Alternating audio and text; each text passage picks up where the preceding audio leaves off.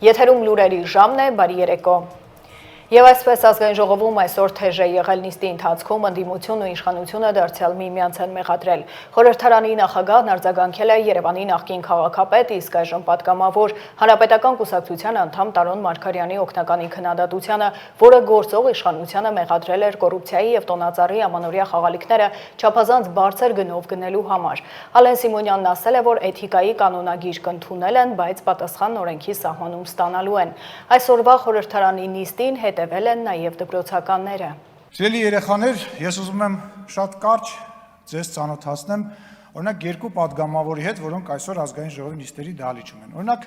մեկը Հակոբ Արշակյանն է, որը բացառիկ զուսպ, բացառիկ լավ, բացառիկ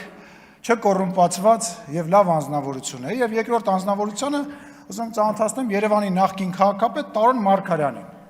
որի օգնականը իրեն թույլ է տալիս տարբեր տեղերում տարբեր լկտի բաներ գրել։ Օրինակ քիչ առաջ գրել է, որ տոնածառը զարդարում են թանկ խանութից եւ մեկնաբանել է լափել միջև վերջ Ալեն։ Հիմա ես ինչ եմ առաջարկում։ Ես առաջարկում եմ Տարոն Մարգարյանը իր օգնականին վերցնի ու գնա իրան ստուն, որպեսզի իր օգնականը տենա լափելը որն է ալնում։ Տանի դատարան, որտեղ 2 միլիարդ դրամի պետությունը միայն փողապահանջում, կարա տանի Սերժ Սարգսյանեն ստուն, կամ Սերժ Սարգսյանի փեսուտուն, կամ այն մյուս փեսուտուն, կամ աղբորտուն, որ այդ օգնականը իմանա լափելը որն է։ Ուրեմն ուշադիր բոլորին է վերաբերում, այս բացակայող Հայաստան դաշինքին, պուին, այն ավել պակաս խոսացող Facebook-յան չգիտեմ, ակտիվիստներին, դերասաններին, կապիկներին, փող վեկալող մարդկանց, այո, մենք ընդունել ենք էթիկայի կանոնագիր, բայց հանկարծ չսխալվեք, բոլորդ ձեր պատասխանը օրենքի սահմանում ստանալու եք, հանկարծ չսխալվեք, մեր դաստիարակությունը, մեր պատասխանատվության զգացումը հանկարծ չխառնեք, ես բոլորի անունից ինձ թույլ եմ տալիս իմ գործընկերների անունից ասեմ, կրկնում եմ, նախընտրական պրոցես է սկսվում, հանկարծ չսխալվեք։ Իշխող ուժից Հայկ Սարգսյանը հերքում է, թե ինքը կամ եղբայրը Երևանի քաղաքապետ դառնալու հավակնություններ ունեն, եւ որ նաեւ դա է պատճառներից մեկը, որ ԿՊ վարչությունն իրեն չի ընդգրկել ցուցակում։ Հայկ Սարգսյանն ասել է, որ քաղաքացիական պայմանագիրն իշխանության գալուց հետո առաջին անգամ պատրաստվում է ազգային ժողովի հերթական ընտրություններին։ 2021-ին ընտրությունները եղել են արտահերթ եւ ԿՊ-ում հապճեպ վարչությունը կազմել է ցուցակ, այսինքն վարչությունն է որոշել, թե ով պետք է լինի ցուցակում եւ ով որ համար պետք է լինի։ Կարճ քննարկման արդյունքում իրեն տեղեկացրել են, որ վարչությունը որոշել է մերժել իր առաջադրումը։ Այս պահին երկու ճանապարհ ունի։ Վարչությունը որոշել է մերժել իմ առաջադրումը։ Հիմա այս պահին ես ունեմ երկու հրապարակին հեսա կանդադառնամ ձեզ, չէ, ոչ միայն այս պատվերին, ես բոլոր պատվերներին կանդադառնամ, ես հիմա չեմ ուզում բանավեճի մտնեմ, ձեզ կանդադառնամ։ Հիմա ուրեմն ես ունեմ երկու ճանապարհ, առաջին գնալ տուն եւ չլինել հաջորդ ցուցակում, եւ երկրորդ բողոքարկել վարչության որոշումը իրացնելով իմ կուսակցականի իրավունքները, քանի որ մեր կուսակցության կանոնադրության բոլորդ գիտեք, որ կուսակցության անդամը իրավունք ունի բողոքարկելու կուսակցության մարմինների որոշումները։ Ես ընտրել եմ երկրորդ ճանապարհը, ես բողոքարկելու եմ վարչության որոշումը, ոչ, խնդրում եմ մի ընդհատեք, դա ընդհակառակը սահանում եմ վարչապետ Նիկոլ Փաշինյանի եւ իմ գաղափարագից ընկեր Նիկոլ Փաշինյանի նաեւ համար, կարող է դա բարձր հնչի, բայց ես այդպես եմ ցանկանում արտահայտվել, որովհետեւ ես դեռևս 2006 թվականից եմ ճանաչում Նիկոլ Փաշինյանին եւ տարբեր ակցիաների մասնակցել եմ սկսած 2006 թվականից, երբ 14 տարեկան էի, 2007 թվականի իմպիչմենտի դաշինքի բոլոր երթերին եւ հանրահավաքներին եմ մասնակցել, հետո միասին մեր պայքարը շարունակել ենք 2008 թվականին արդեն Հայ ազգային կոնգրեսի շրջանակներում։ Ազգային ժողովում լրագրողների հետ զրույցում քաղաքացիական պայմանագիր խմբակցության պատգամավոր Նարեկ Ղահրամանյանն է անդրադարձել 2026-ի ընտրություններին ԿՊ ցուցակում ընդգրկվելու հարցին։ Շատ մանրամասներ չի հայտնել, բայց նշել է, որ իրեն կանչել են վարչություն, իր մասով որոշում կայացվել է։ Իրեն այդ մասին տեղեկացրել են, բայց ինքը չի ուզում այդ մասին ասել։ Եթե պետք լինի, վարչությունն ինքը կհայտարարի դրա մասին։ Իրեն ոչ ոք չի մերժել։ Պատգամավորն անդրադարձել է նաև շրջանառվող տեղեկություններին, թե Սյունիքում 200 դպրոց է փակվում։ Նշել, որ ինքը տեղյակ է, որ որոշ դպրոցներ վերամիավորվում են։ Սյունիքում 200 դպրոցի փակման որտեղից դες նման ինֆորմացիա։ Մամուլում է այդ մասին։ Դե մամուլում եւ Սիսիանում որոշ դպրոց։ սխալ է մամուլում գրված ինֆորմացիան։ Իսկ քանի դպրոց է փակվելու։ Ես տեղյակ չեմ քանի դպրոց է փակվելու, ես տեղյակ եմ թե որ որոշ դպրոցներ վերամիավորվում են մեկ դպրոցի շուրջ, օրինակ այն դեպքերում, երբ որ օրինակ դպրոցներից մի քանիսում, օրինակ, չգիտեմ, 4-5 աշակերտ է լինում եւ քանի որ նպատակահարմար չի, օրինակ 4-5 երեխայի համար դպրոց կառուցել, մենք կառուցում ենք դպրոց միջազգային, ոչ թե վերանորոգում կամ նորոգում, եմ խնդրում եմ ուշադրություն դարձրեք, մենք կառուցում ենք զրույց միջազգային ստանդարտներով դպրոցներ, որոնց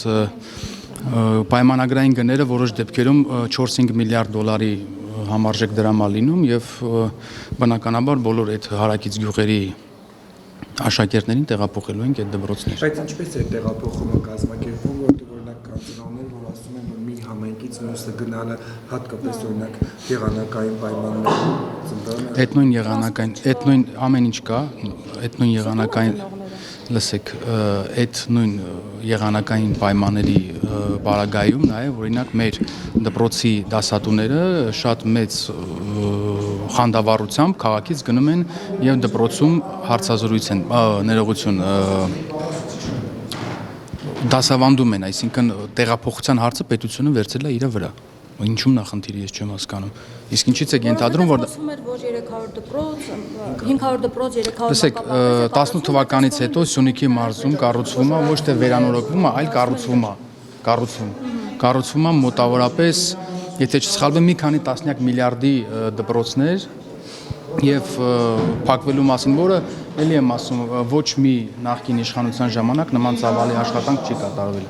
Ռուստամ Բաքոյանն է անդրադարձել աղմկահարույց թեմային, թե Ֆրանսիայի քաղաքացին թուրքական շտապօգնությամբ տեղափոխվել է Սուրբ Գրիգոր Լուսավորիչ բուժկենտրոն։ Բաքոյանը հայտնել է, որ իր երիտասարդ ազգակցին ինքն է օգնել Ֆրանսիայի Կոլմար քաղաքից շտապօգնության մեքենայով տեղափոխվել Հայաստան։ Ամսից ավել ցանկանում էին տեղափոխել Հայաստան,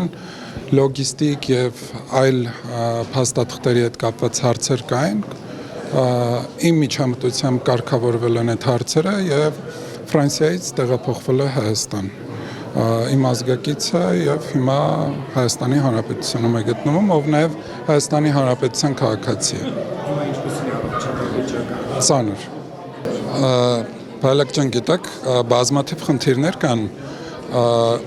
Ես չեմ կարծում, որ հնարավոր էր հայկական մեքենայով, օրինակ Հայաստանից մեքենան տեղափոխող հատուկ ռեանոմոբիլ տեղափոխել։ Ես վստահ չեմ նախ, որ նման սարքավորումներ ունեցող մեքենա կարող է լինել Հայաստանում եւ որը հաշվի առնելով նաեւ վիզայի հետ կապված հարցեր եւ բազմաթիվ այլ հարցեր մեքենան տեղափոխել Ֆրանսիա եւ Ֆրանսիայից հիվանդին հայկական մեքենայով տեղափոխել Հայաստան եւ երկրորդ չեմ ուզում տրվել այն սադրանքներին, որոնք հասարակության մեջ փորձում են տարածել եւ փորձում են դրանով նաեւ կոմպրոմատներ ձևավորել իշխանության նկատմամբ եւ ցույց տալով, որ իշխանությունները ինչքան ապազգային են եւ ինչ են իրականացնում։ Ակնհայտ է, որ Հայաստանում Հայաստանի Հանրապետության դեմ հիբրիդային պատերազմ է մղվում եւ դրա համատեքստում նաեւ փորձեցին սա օգտագործել, բայց ես վստահ եմ, որ Հայաստանի Հանրապետության ժողովուրդը եւ հայ հասարակությունը շատ ավելի առողջ է դատում Շարունակենք ԶԼՄ-ներով առերևույթ հանցանքի մասին հրապարակված նյութը հիմք է քննիչների համար քրեական վարույթ նախաձեռնելու Տիգրան Ավինյանի դեմ։ Այս մասին գլխավոր դատախազության շենքի դիմաց լրագրողների հետ զրույցում ասել է բլոգեր Արթուր Չախոյանը, հավելելով, որ ինքը փաստեր կներկայացնի, ոչ թե պարզապես հայտարարություններ է անելու։ Չախոյանն ասել է, որ Տիգրան Ավինյանը հայտարարել է, որ փողի գողը գող է, հողի գողը գող չէ։ Ինքը հրապարակային հայտարարում է Տիգրան Ավինյանը հողի գող է։ Մոտ 2 ամիս առաջ ես տեսանյութ եմ հրապարակել, որը վերաբերում է Նորոնք վարչական շրջանի Բաղյան փողոցի 2 դրոպինգ հասցեում իրականացված ապօրինի շինարարության եւ համայնքային հողազավթման դեպքին, որի առթիվ Երևանի քաղաքապետարանից հայտնել են, որ Տիգրան Ավինյանը զրպարտության համար ինձ դատի է պատրաստում տալ, ու ճակերտավոր ասած, իրանք հաստատել են, որ նման դեպք կա ապօրինություն։ Հիմա ես խեմ այս կարգով ներկա ազատության լրատվական միջոցին նյութը կազմելու ժամանակ Երևանի քաղաքապետարանից հայտնել են, որ Տիգրան Ավինյանը պատրաստում է ինձ զրպարտության համար դատի տալ։ Հիմա հարգելի քաղաքացիներ, ուզում եմ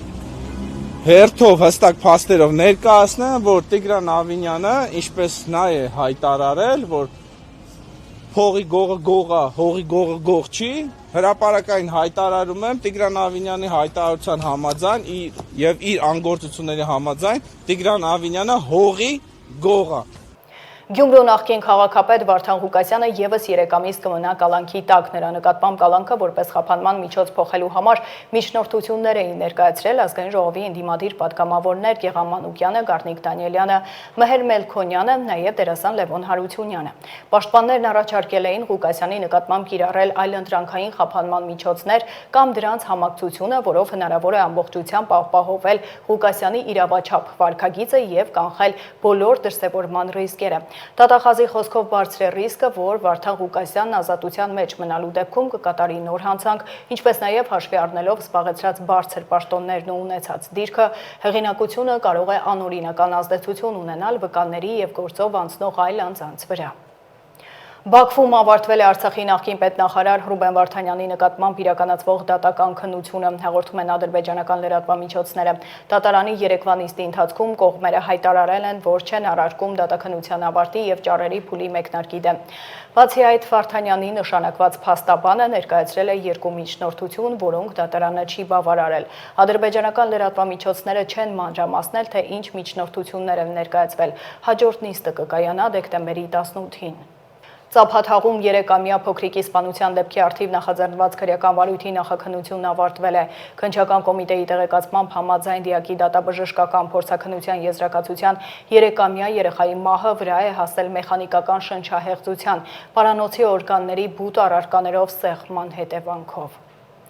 Այժմ առաջարկում եմ ծանոթանալ աշխարհում կատարվող իրադարձություններին։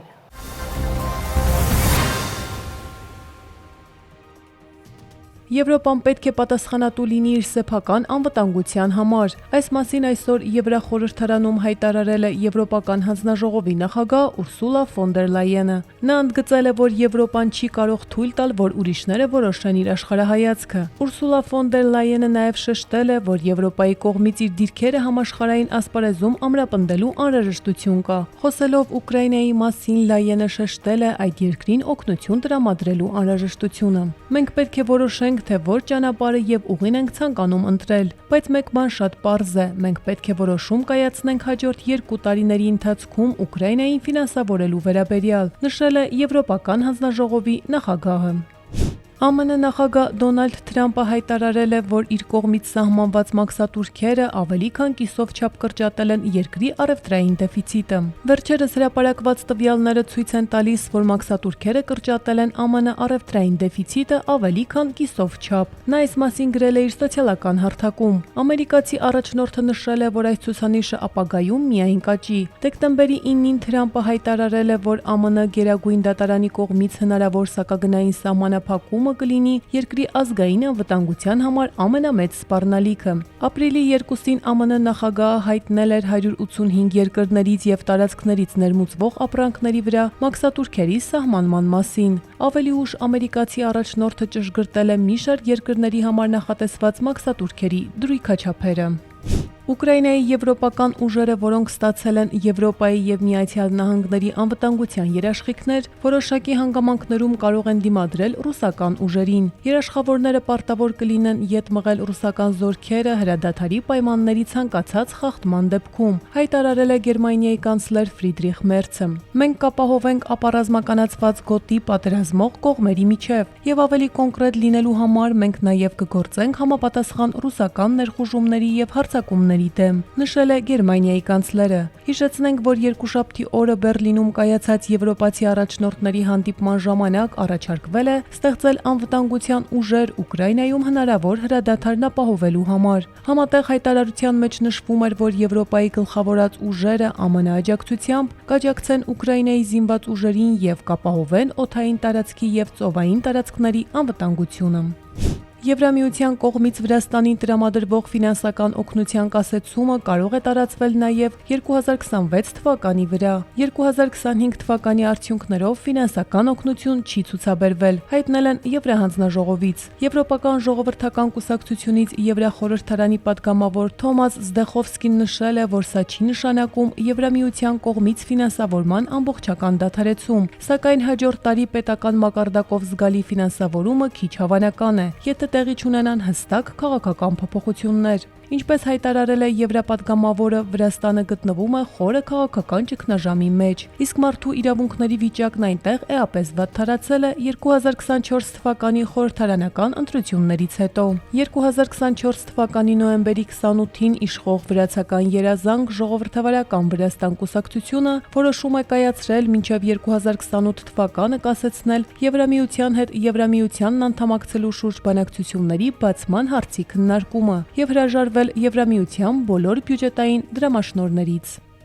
ԱՄՆ նախագահ Դոնալդ Թրամփը 2026 թվականի հունվարի 1-ից Միացյալ Նահանգների մուտքի լիակատար արգելք է սահմանել եւս 7 պետությունների քաղաքացիների համար։ Այս մասին հայտարարությունը հրապարակվել է Սպիտակ տան կայքում։ Արգելքը սահմանվել է Բուրկինա Ֆասոյի, Մալիի, Նիգերի, Հարավային Սուդանի եւ Սիրիայի քաղաքացիների համար։ Հրամանագիրը նաև նախատեսում է ԱՄՆ մուտքի արգելք եւ սահմանափակումներ այն անձանց համար, ովքեր ճանապարհորդում են Պաղեստինի ինքնավարության փաստաթղթերով։ Մուտքի լիակատար արգելք է սահմանվել նաև Լաոսի եւ Սիերա Լեոնեի քաղաքացիների համար, որոնց նկատմամբ նախկինում գործում էին մասնակի սահմանափակումներ։ Հայտարարության մեջ ընդգծվում է, որ Թրամփն ուժի մեջ է թողել ԱՄՆ մուտքի արգելքը Աֆղանստանի, Հայիթիի, Իրանի, Եմենի, Լիբիայի, Մյանմայի, Կոնգոյի Հանրապետության, Սոմալիի, Սուդանի, Չադի, Հասարակածային Գվինեայի եւ Էրիթրեայի քաղաքացիների համար։ Սահմանափակումները մասամբ մեղմացվել են Թուրքմենստանի նկատմամբ, այժմ Միացյալ Նահանգները այդ երկրի քաղաքացիների համար մուտքը թույլատրում է ոչ ներգաղթային այցագրերով։ Թայլանդի ցամաքային ուժերը հայտնել են, որ Կամբոջայի հետ սահմանային հակամարտության ժամանակ զոհված թայլանդցի զինծառայողների թիվը ավելացել է 2-ով, հասնելով 19-ի։ Պաշտպանության նախարարության խոսնակը հայտնել է, որ Կամբոջան շարունակել է ծանր հրաձգային զենքերով հարձակվել թայլանդական սահմանային տարածքների վրա դեկտեմբերի 16-ի երեկոյան եւ 17-ի առավոտյան։ Զոհերից բացի իշխանությունները հայտնել են մի քանի նահանգներում քաղաքացիական անձանց լայնածավալ տեղահանման մասին։ Տարհանված անձանց թիվը հասել է շուրջ 439,000-ի։ Կամբոջայի ներքին գործերի նախարարությունն էլ հայտնել է, որ քաղաքացիական բնակչության զոհերի թիվը ավելացել է 2-ով, հասնելով 17-ի, իսկ վիրավորների թիվը հասել է 77-ի։ Կամբոջայի եւ Թայլանդի միջև բախումները սկսվել են դեկտեմբերի 7-ից։ Երկու կողմերը միմյանց մեղադրում են հարձակումը սկսելու մեջ։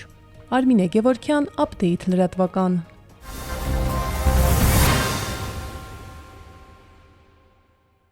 Շարունակենք, էկոնոմիկայի նախարարը Facebook-յան տեսաուղերձով խոսել է էլեկտրոմոբիլների մասին ազգային ժողովում ներկայացրած օրենքի նախագծից։ Սիրելի հայրենակիցներ, էլեկտրոմոբիլի միջից էլեկտրոմոբիլների մասին։ Երեք ազգային ժողովում ներկայացրեցի օրենքի նախագիծը, որը ենթադրում է ավելացած արժեքի հարկի 20%-անոց այդ հարկի ազատում էլեկտրոմոբիլների ներմուծման դեպքում։ Մասնավորապես նշեմ, որ նախ ընդառաջ են գնացել ձեր առաջարկին եւ մինչեւ 2026 թվականի հունվարի 31-ը ցանկացած էլեկտրոմոբիլ, որը ցանկացած տարիքի էլեկտրոմոբիլ, որը կներմուծեք Հայաստան, անկախ տարիքային սահմանափակումից, անկախ արտադրության թվականից, այդ մեքենաները ազատված են ավելացված արժեքի հարկից, իսկ արդեն 2026 թվականի փետրվարի 1-ից մինչև դեկտեմբերի 31-ը ժամանակահատվածի համար էլեկտրոմոբիլները ազատված են ավելացած արժեքի հարկից, եթե 2024, 25 եւ 26 թվականների արտադրության են։ Առողջապահության նախարարն էլ Facebook-յան էջում դարձյալ անդրադարձել է պարտադիր ապահովագրությանը, ներկայացրել, թե ինչպես է կազմակերպվելու 500,000 դրամից ավելի վճարվող քաղաքացիների ապահովագրությունը։ Բարի երեկո, սիրելի քաղաքացիներ։ Այսօր կներկայացնեմ 500,000-ից 1 միլիոն դրամ աշխատավարձ ստացողների համար ինչպես է հաշվարկվելու ապահովագրավճարը։ Եվ այսպես, ապահովագրավճարը ամսական կազմում է 10,800 դրամ։ 10,800 դրամից 7,500 դրամը կազմում է ձեր զինապահի խնայողությունը։ Դուք մինչև այս վճարում եք 8,500 դրամ զինապահին, շարունակելու եք 2026 թվականից վճարել 1,000 դրամ։ Եվ սա այս 7,500 դրամ խնայողությունը ուղղվելու է առողջության ապահովագրությանը։ Մնացած 3,300 դրամը պահվելու է ձեր աշխատավարձից։ Բայց այս 3,300 դրամը դուք հաջորդ տարի 2027 թվականին ֆիզիկական անձանց հայտարարագրման ինստիտուտով կարողանալու եք վերադարձնել ձեր եկամտահարկից ստացվող որպես գումար։ Գիտեք, որ ֆիզիկական անձանց հայտարարագրման միջոցով մինչև 50,000 դրամ տարվա համար ձեր վճարած եկամտահարկից կարող եք վերադարձ ստանալ առողջության ապահովագրության համար։ Եվ այս 3,300 դրամը նորից եմ նշում 2027 թվականին դուք կարող եք հետ ստանալ։ Բայց 2026 թվականի համար ձեր աշխատավարձից պահվելու է այս 3,300 դրամը։ Armflix-ում անակնկալները շարունակվում են։ Այսօր կարող եք դիտել «Կայսրության թևերը» ֆիլմի երկրորդ սեզոնի հերթական սերիան։ Մանրամասները տեսանյութում։ Այսօր Armflix հարթակում «Կայսրության թևեր» կրիմինալ դրամայի երկրորդ սեզոնի հերթական սերիայի ցուցադրությունն է։ 3 մայրցամաքում նկարահանված լարված իրադարձություններով, հետաքրքիր սյուժեով, լավագույն դերասանների մասնակցությամբ ֆիլմի շարունակությանը Armflix-ում անհամբեր սպասում էին բազմահազար բաժանորդներ։ Ֆիլմի գլխավոր հերոսը Դավիթը, որը կրում է չորնի մականուն ու կրիմինալ աշխարհում արդեն մեծ հեղինակություն է վայելում, ձեռք է բերում հավատարիմ ընկերներ ու պայքարում է հանցագործների դեմ, որոնց վրեժը լուծելու է հենց ինքը, կյանքում հաստատելու արդարությունն ու ազնվությունը։ Ռեժիսորն ու պրոդյուսերը Գոր Վարդանյանն է, տնօրենը Սարգիս Հարությունյանը, սցենարը Գոր Վարդանյանի, Արտյոմ Բաբայանի, Նորայր Մարտիրոսյանի, օպերատորներ Վրեժ Սահակյան, Արմեն Պետրոսյան, Վարշամ Սաֆրազյան, մոնտաժող Արամ Հարությունյան, հնչյունային ռեժիսոր Սամվել Աբգարյան, Էդգար Այունց։ Դերերում Գոր Վարդանյան, Կարեն Ավանեսյան, Գիա Գագուա, Սոս Կարապետյան, Մուհամեդ Արիբ Սուրխաթիլով, Արմեն Մանուկյան, Կարեն Հակոբյան, Խաչիկ Նարգիզյան, Ելենա Վարդանյան, Բազ Օսիպով, Լևոն Ղազարյան, Նորայր Մարտիրոսյան, Ալյոնա Ալեսնիկովիչ, Նիկոլայ Եղիազարյան։ Դերասանական մեծ վարպետությամբ պոշտված Կարեն Ավանեսյանն է անդրադարձել հեռուստաֆիլմին։ Հարգելի ընկերներ, իմ հետևորդները անընդհատ հարցնում են, թե ինչ է լինելու հետո, ինչպես է զարգանալու սյուժեն, կսպանեն արդյոք Սլավիկ Տաշկենցուն, ինչպես կորոշվի Չորնիի ճակատագիրը։ Հարգելի ընկերներ, հավատացեք, չգիտեմ, որովհետև այդ ամենը որոշվում է օրվա ընթացքում։ Այդ ամենի մասին գիտի միայն Գոր Վարդանյանը։ Զանգեք նրան, գրեք նրան եւ նա ամեն ինչ կպատմի։ Մի բան ես հաստատ գիտեմ, անսպասելի ու շատ հետաքրքիր վերջաբան է լինելու։ Հարգելի բարեկամներ, հետևեք մեզ եւ նայեք մեր հեռուստասերիալը, վերջում հետաքրքիր է լինելու։ Ահա եւ ընթանում է «Կայսրության թևեր» երկրորդ սեզոնը։ Հիանալի սերիալում ինձ հասել է կրիմինալ հեղինակություն ունեցող Մուհամեդի դերը։ Իմ կինոդերասանական կարիերայի ընթացքում կրիմինալ հեղինակության դերեր շատ են եղել տարբեր ռեժիսորների նկարահանած ֆիլմերում, բայց այն, ինչ Գոռ Վարդանյանը առաջարկեց, ամբողջովին տարբերվում է։ Նա տալիս է այնպիսի առաջադրանք, որ նախկինում չի առաջադրել ոչ մի ռեժիսոր։ Համենայն դեպս հետաքրքիր կերպար է ստացվել։ Շարունակվում են նկարահանումները, աշխատանքները, տեսնենք թե ինչ դուրս կգա, բայց ինձ թվում է լինելու է շատ լավ աշխատանք։ Դիտեք յուրաքանչյուր չորեքշաբթի Գոռ Վարդանյանի կայսրության թևերը ֆիլմի շարունակությունն Armflix հարթակում։ Բաժանորդագրվեք։